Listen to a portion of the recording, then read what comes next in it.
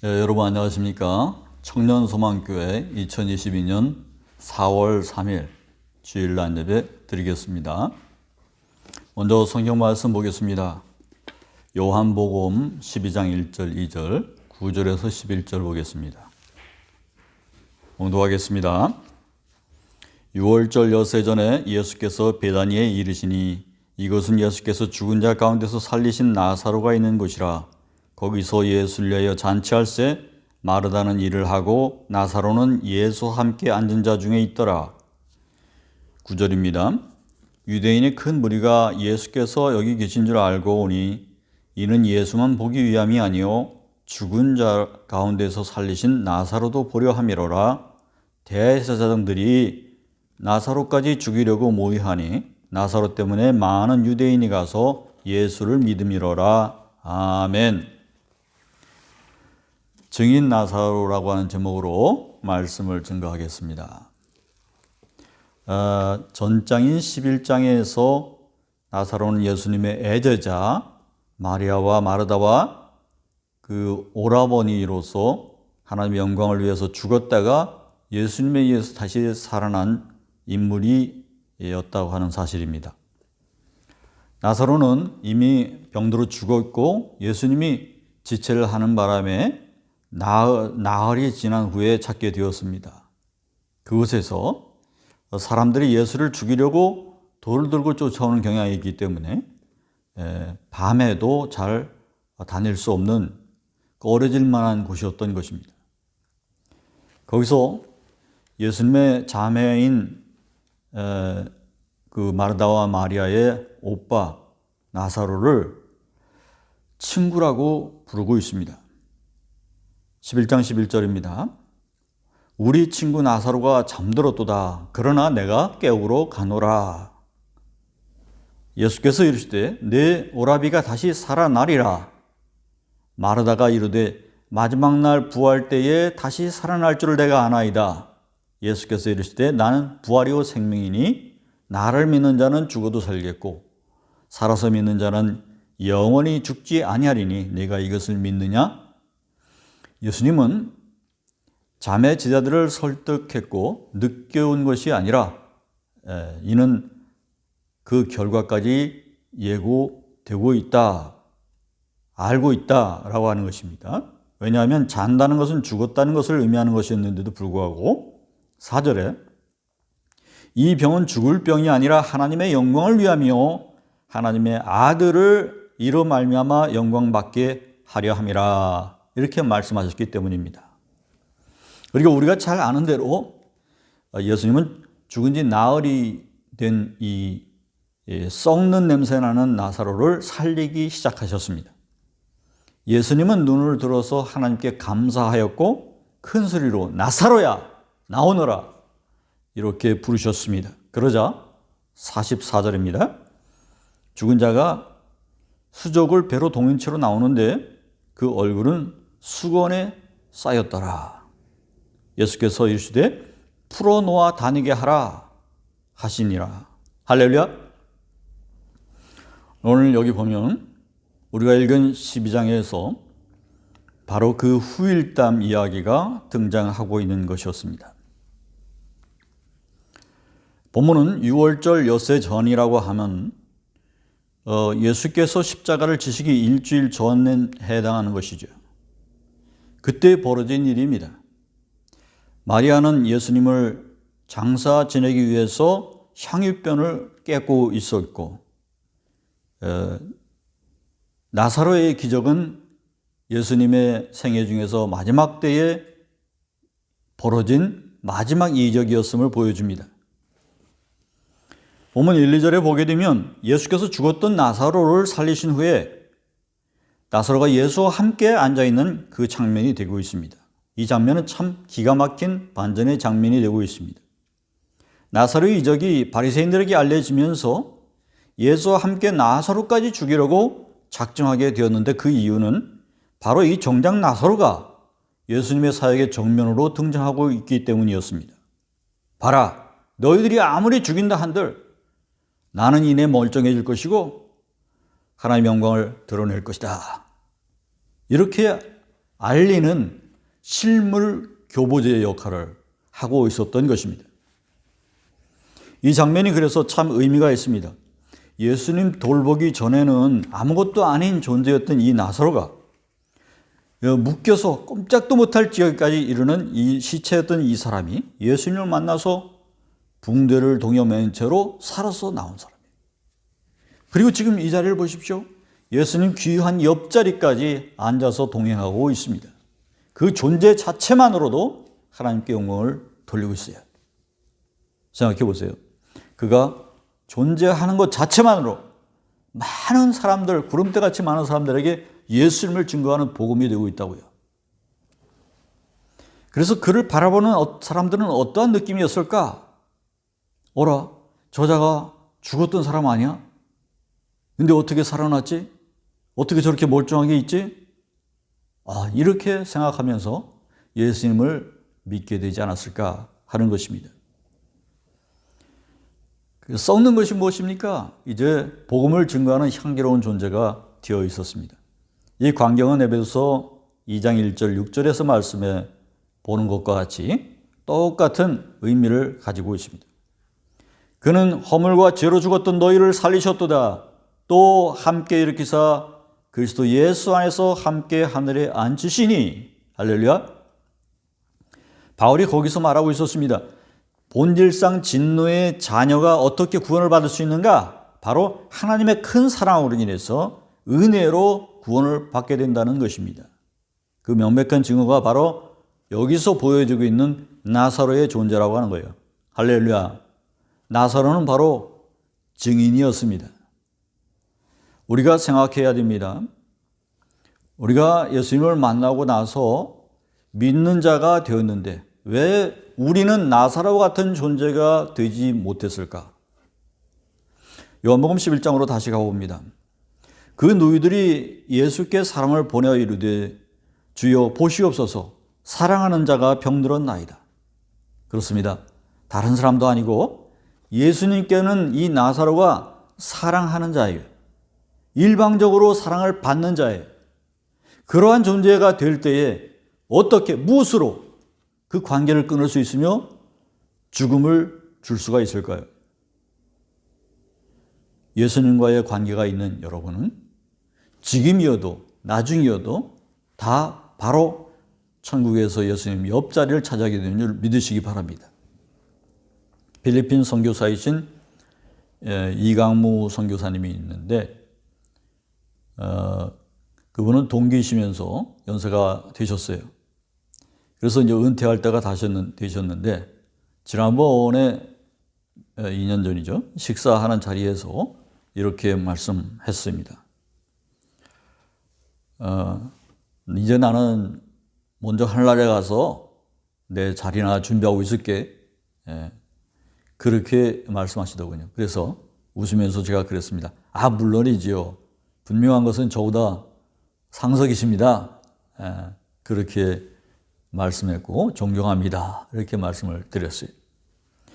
자, 여러분은 어떠십니까? 죽어서 사인이나 돼서 나흘이나 돼서 이렇게 냄새가 나는 시체 냄새가 나는 그런 존재입니까? 아니면 변화되어서 새 사람이 되어서 예수님의 귀한 증인으로서 향기 나는 존재가 되어 있는 나사로입니까? 마지막 9절부터 보겠습니다. 유대인이 큰 무리가 예수께서 여기 계신 줄 알고 오니 이는 예수만 보기 위함이 아니요 죽은 자 가운데서 살리신 나사로도 보려 함이로라. 나사로 때문에 많은 유대인이 가서 예수를 믿음이로라. 예수님은 자주 봐왔는데 왜 사람들이 몰렸느냐? 바로 나사로를 보기 위함이에요. 나사로가 죽었다 살았기 때문이죠. 그 자체만으로 존재가 자체만으로도 예수님의 증인이 되고 있었던 것입니다.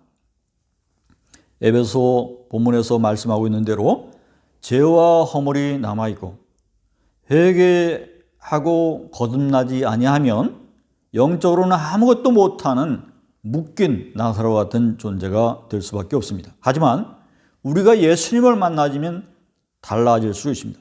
예수님께서는 우리를 살리실 수 있고 일으키실 수 있고 또 보호자 옆에 앉히실 수 있는 분입니다. 할렐루야. 그러므로 여러분들이 죄인에서 증인된 존재로 거듭나는 귀한 변화받은 존재들이 될 수 있기를 축원합니다. 본문에 그런즉 누구든지 그리스도 안에 있으면 새로운 피조물이라 이전 것은 지나갔으니 보라 새 것이 되었도다. 이렇게 고린도후서에서 말씀하고 있습니다. 나사로는 그의 존재만으로 그리스도를 증거하고 있었다. 여러분은 어떠신지 모르겠습니다. 여러분이 그리스도로 인해서 달라진 모습으로, 달라진 사고방식으로 살고 있다고 한다면 여러분은 분명 영적으로 건강한 자라 인정을 받을 것이고, 그렇다고 한다면 여러분은 하늘나라에서 상석을 차지하게 될 것이다 하는 얘기입니다.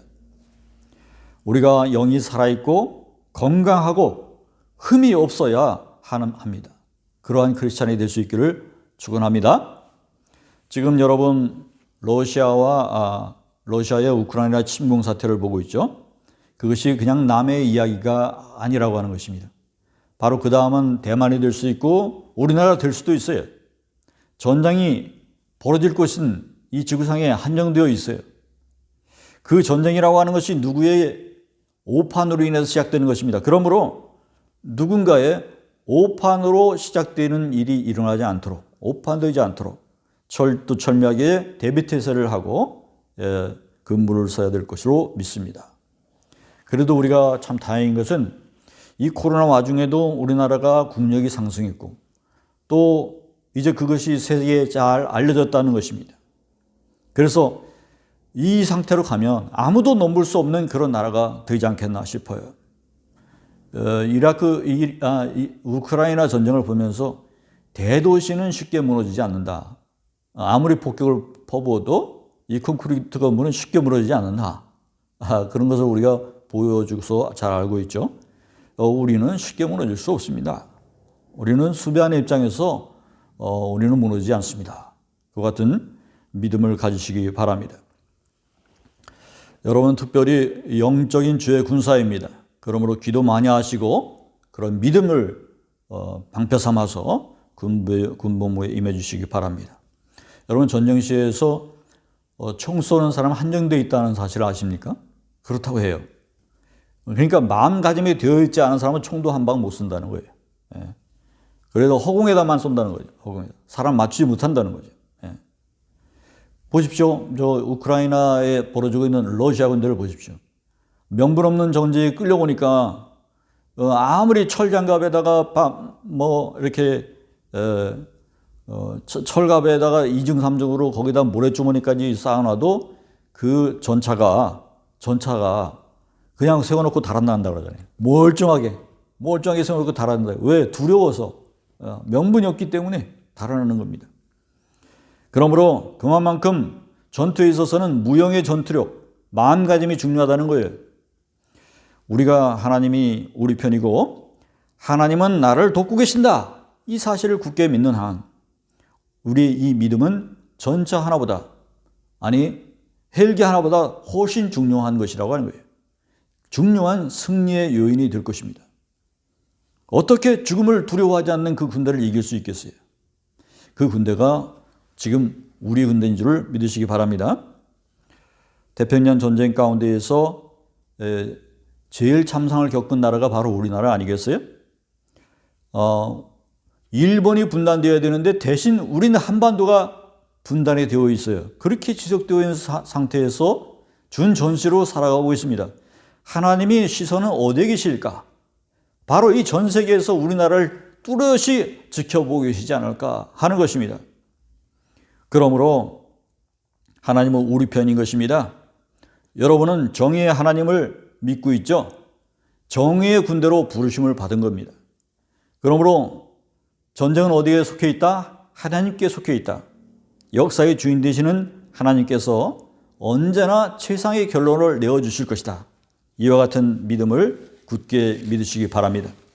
두 번째는 우리의 생사의 주권자가 누구냐 하는 것에 대한 바로 정확한 믿음을 가지시기 바랍니다. 바로 하나님이 아니겠습니까? 그러므로 우리가 살든지 죽든지 주께로 가는 것이니까 주께 충성하고 영광 돌릴 수 있는 여러분 되시기 바랍니다. 우리 하나님의 능력을 여러분들의 생각의 가늠자로 판단 내리지 마시기 바랍니다. 성서에서 우리 하나님은 우리에게 머리털 하나까지도 세우고 계신다고 하지 않았습니까? 맨날 빠지는 머리털까지도 세우고 계신다. 그게 이해되십니까? 과학자들에 의하면 우리의 존재의 진짜 물질들을 농축해 버린다면 우리의 존재는 먼지 하나밖에 되지 않는다는 겁니다. 아니요. 실제는 이 지구 전체 존재 자체의 크기를 물질 자체로만 따진다면 그 먼지 하나밖에 안 된다는 거예요. 내가 아니라 이 지구가 말이죠. 여러분 그게 상상이 되나요? 단지 보기에 뻥튀기가 되어 있는 것이지 실제는 그렇지 않다는 것을 말하는 거죠. 그리고 이 전체의 우주의 총합을 따져도 이 탁구공 하나밖에 되지 않는다는 거예요. 이해가 되십니까? 그렇듯 우리의 하나님이 우리를 구원하시는 능력에 대해서는 우리가 의심하지 말아야 돼요. 우리가 상상할 수 없을 정도로 정확하게 우리를 살피고 구원하실 수 있는 분이라는 사실을 믿어야 될 것입니다. 세 번째는 영적으로 여러분이 어떠한 일이 있어도 죽게 되더라도 우리 주님과 연대하고 있는 한 우리 주님 예수님의 품으로 하나님 품으로 온전히 우리의 존재가 보존된다고 하는 사실을 굳게 믿으시기 바랍니다. 오늘 말씀 1절에서 11절까지를 쭉 읽어 내려가다 보면 아주 중요한 사실 하나를 발견할 수가 있습니다. 오직 깨어있던 제자 그 마리아가 참으로 시의적절한 행동을 보이고 있었다라고 하는 사실입니다. 예수님께서 일주일 후에 죽으시고 부활하실 걸 예상하고 시의적절하게 귀중한 옥합을 깨트려서 장례를 준비하고 있었던 것입니다. 그렇게 주께 칭찬받는 시의적절한 행동을 하는 주의 제자들이 되길 축원합니다. 작년에 국내 최고령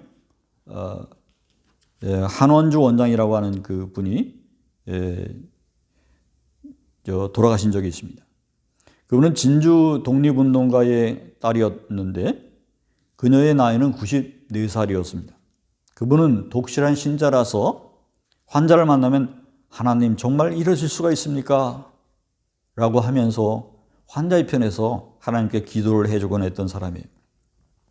그리고 그가 9월달 초까지, 그러니까 말하자면 돌아가시 직전까지 환자를 보살피고 그리고서 숙한으로서 생을 마감하는 날 힘내 가을이다 사랑한다 이렇게 말을 남기고 돌아가셨다고 하는 거죠. 참 그러한 인생은 얼마나 행복할까. 우리가 죽을 때 죽을 이렇게 또렷한 정신을 가지고 주님 품으로 가는 것이 얼마나 큰 복이 있을까. 그리고 죽기까지 우리가 하고 싶은 일, 주님의 영광을 드러내는 일을 하다 가는 것이 얼마나 보람 있는 일이고 얼마나 행복한 일일까 하는 것을 생각해 봤습니다. 반면에 늙지 않는 병을 가진 사람이 있었습니다. 하이랜더 증후군에 걸린 사람이 이 32살인데 12살 먹은 아이의 얼굴을 하고 있다는 거예요. 왜 그런가 했더니 그게 병이라는 거죠. 그래서 그가 어딜 가더라도 민증을 보여줘야 돼요. 그러니까 클럽을 가더라도 이 민증을 보여줘야 되고 말이에요. 성인이라는 걸 증명해야 되니까. 그래서 DJ 활동을 하면서 살고 있다고 그러는 거죠. 그러면 한번 생각해 봅시다. 그게 축복일까? 동안이 축복일까? 가늘고 길게 사는 것, 젊고 오래 살 것, 그것이 축복일까? 그것은 모든 인생의 하나의 표본바에 되게 불과합니다. 그런 사람이 많다는 거예요. 그 자체는 흔하디 흔한 것입니다. 특별하지 않습니다. 인생의 마지막 때를 잘 준비하는 사람이 승리자고 복받은 사람이에요. 전자인 그 할머니가 복받은 사람이고 후에 이 늙지 않는 가늘고 길게 사는 이 청년은 불행한 사람이에요. 우리가 생의 비결을 모르는 거죠. 바로 지금이 아니라 하나님 나라에서 더 크고 더 나은 자리를 준비하는 그러한 인생 되시기 바랍니다.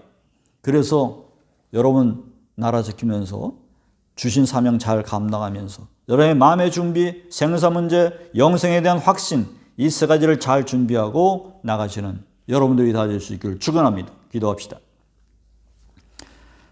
할렐루야. 하나님께 영광을 돌립니다. 죽었다가 살아난 나사로가 그 존재만으로도 많은 사람들의 복음을 믿게 만드는 귀한 증인이 되었듯이 우리가 예수님 믿고 변화받는 존재로서 흠없고 죄 없이 살아가는 이 모양으로서 많은 사람들의 예수님께로 이끄는 귀중한 증인이 되어갈 수 있도록 주님 축복하여 주시옵소서. 사순절 기간 동안 열심히 주를 위해서 봉사, 헌신, 기도하는 저희 청년소망 교우들에게 축복하여 주시옵소서. 이 모든 말씀 예수님의 이름으로 기도합니다. 이제는 우리 주 예수 그리스도의 은혜와 하늘아버지의 그 크신 사랑하심과 성령님의 인도하시고 힘주시고 동행하시는 역사가 새롭게 믿음을 다짐하고 주와 함께 동행하기로 다짐하는 청년소망 모든 교우들의 지금 영원토록 함께 하시기를 간절히 축원하옵나이다. 아멘.